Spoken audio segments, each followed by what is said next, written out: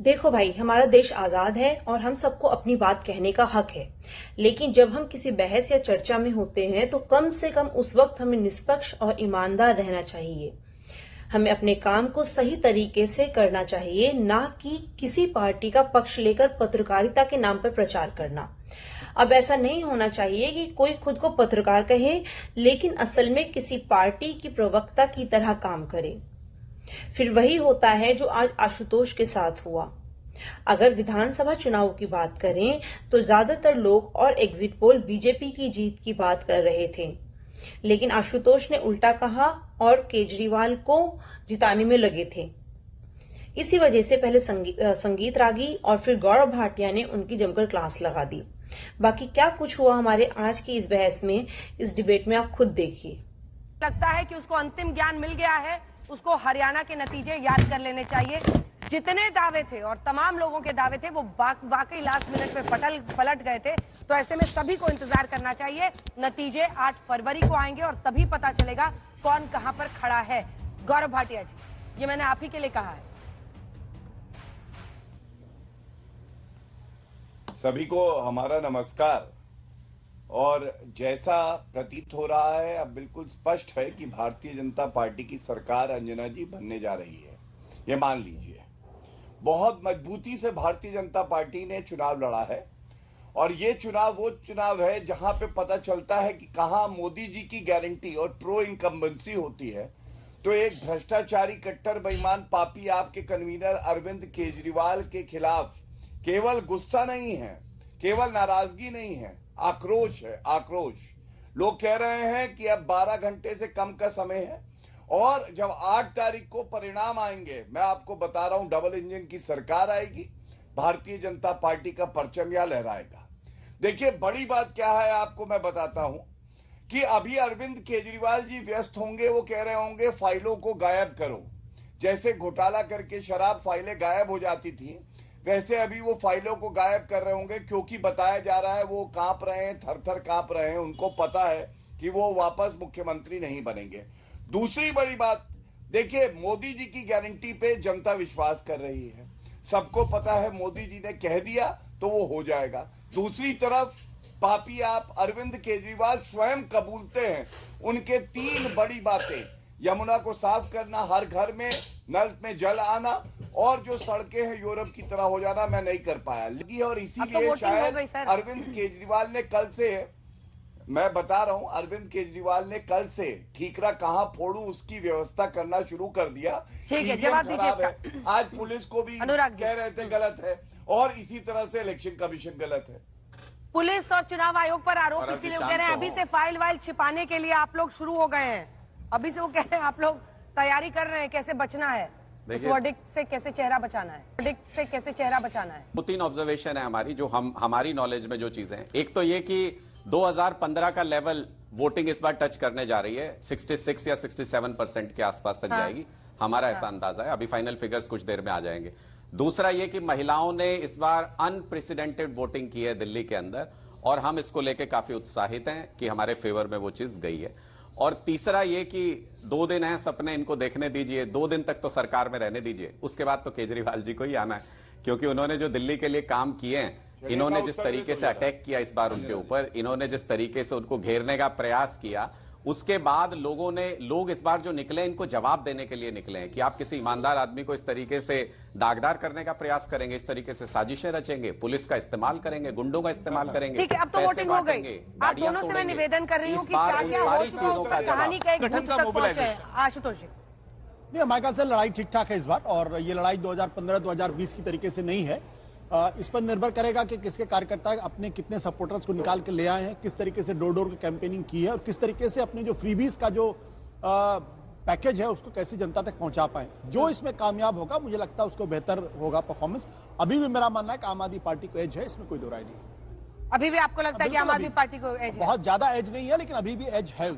Voting percentage ज्यादा होने की वजह नहीं बताई आपने? नहीं, देखिए, वोटिंग परसेंटेज का कोई खास मतलब नहीं होता है, क्योंकि देखिए, जब कंटेस्ट तगड़ा होता है, हाँ, तो भी ये पॉसिबिलिटी होती है वोटिंग परसेंट कम हो जाए ज्यादा, तो वोटिंग परसेंटेज बढ़े या घटे, इससे इस बात का अंदाजा नहीं लगता कौन जीत रहा है। वो कह रहे हैं कि इसमें कोई क्या ऐसा भी आपको लगता है जिसकी वजह से इतना वोटिंग परसेंटेज? देखिए, काउंटर पॉपुलेशन भी होता है, लेकिन मैं आपको बताऊं कि मुस्लिम मतदाता हमेशा, अभी संगीत रागी भी वही बात कर रहे थे, मुस्लिम मतदाता हमेशा भारी संख्या में निकलते हैं और सब जगह निकलते हैं।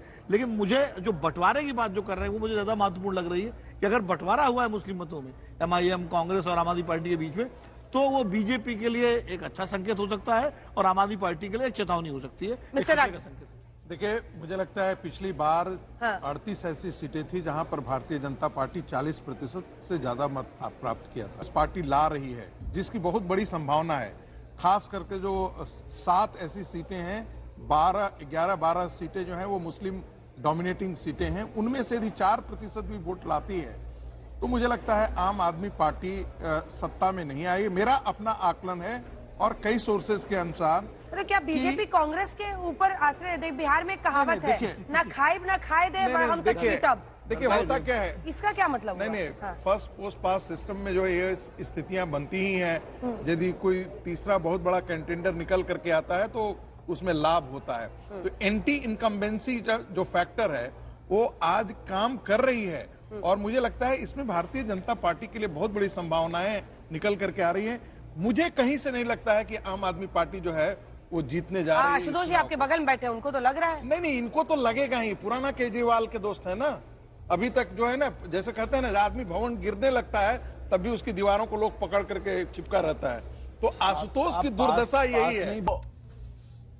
दो बड़ी बातें, बाकी चैनल पे 3 एग्जिट पोल आए हैं अंजना जी, और उनका नाम नहीं लूंगा, लेकिन भाजपा को पहले एग्जिट पोल ने दिखाया है 39 से 44 सीट, दूसरे ने 37 से 43 और तीसरे ने 51 से 60। इसका मतलब पूर्ण बहुमत से भाजपा की सरकार बन रही है। दूसरी बात, आशुतोष जी बहुत अच्छे सिफोलॉजिस्ट हैं, he is a सिफोलॉजिस्ट I love. जब उन्होंने बोला भाजपा नहीं जीतेगी, भाजपा जीती, चाहे वो मध्य प्रदेश हो, छत्तीसगढ़ हो, राजस्थान हो, महाराष्ट्र हो या हरियाणा हो। इसलिए आज फिर उन्होंने बोल दिया, अब मुझे यकीन है कि भारतीय जनता पार्टी की दिल्ली में सरकार बन रही है और इसको कोई नहीं रोक सकता है। आपसे जो विशेष स्नेह है चक्कर में वो सामने आ रहा है। लेकिन आपने भी आशुतोष जी खुल के बैटिंग की आम आदमी पार्टी के लिए। अगर 8 तारीख को खुल के बैटिंग की, केजरीवाल के पुराने दोस्त हैं। अच्छा सुन लीजिए, मैं बोलूं, मतलब इतना खबरों में रखते हैं लोग, मुझे अच्छा लगता है। देखिए, महत्वपूर्ण बात क्या है, लोकसभा के चुनाव में जब मैंने कहा कि बीजेपी को बहुमत नहीं मिलेगा तो नहीं आया ना। दूसरी बात, मैं उन लोगों में से तो नहीं हूं जो कहेंगे कि अगर भारतीय जनता पार्टी नहीं जीती तो मैं बाल मुड़ा लूंगा।